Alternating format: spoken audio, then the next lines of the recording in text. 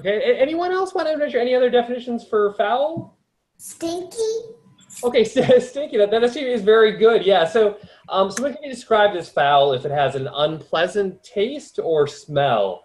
So for example, when food has gone rotten, like eggs or something like that, we could describe it as foul. That's actually a really good description for it there. Then there are a couple other definitions of the book is. What else want to venture a definition there?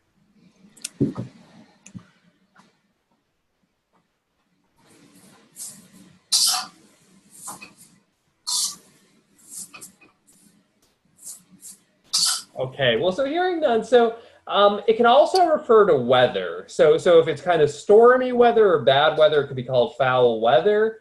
And then also in sports. So for example, if you're playing basketball and somebody hits somebody else, it could be called a foul. It's kind of an infraction or breaking the rules. Or playing baseball, if you hit the ball kind of the wrong area where it's not a fair ball, it could be called a foul ball. So they have to go to bat again.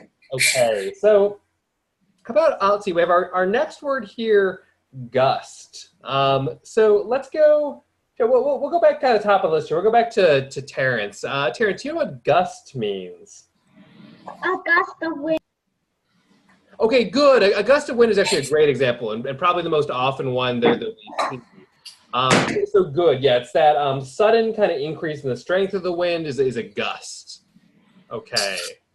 Good. So now for ordeal, let's go to Alex for this one. So Alex, can you tell us what ordeal means?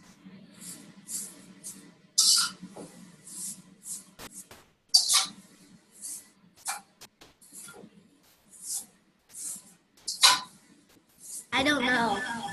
Okay, fair enough. Does anyone else know ordeal? Is anyone familiar with that word?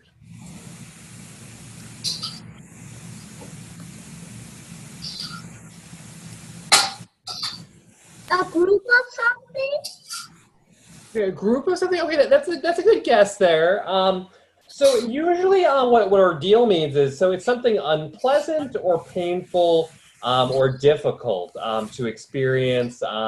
So for example, if you're going to school but you forgot your homework and you accidentally spill milk all over yourself while you're eating lunch, but you might call the whole thing an ordeal, right? It's a really challenging situation, or it's kind of testing your patience at that point because everything's going wrong. Okay, so we'll continue on here. So let me ask Eric for our next one. Plateau. Are you familiar with that word at all?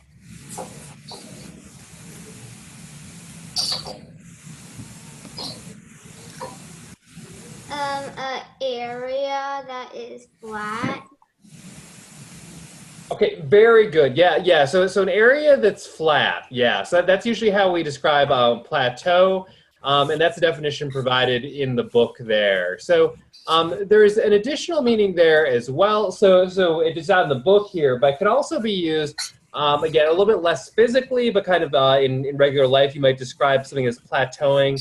If it kind of just like steadies out, like it was rising, it was getting better or higher, and then it kind of plateaus. So for example, if you were getting better and better at math, and your test scores were improving, and then you got to like getting like a 95 on every test, and then you couldn't get higher than that. You just stayed at that 95. That'd be called being at a plateau. Okay, good. And let's go to Rebecca then for our second to last one, rig. Can you give us a definition for rig? Like a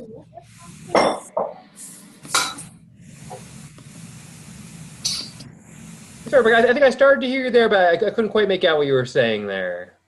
a rip or something? Like a rip? Okay.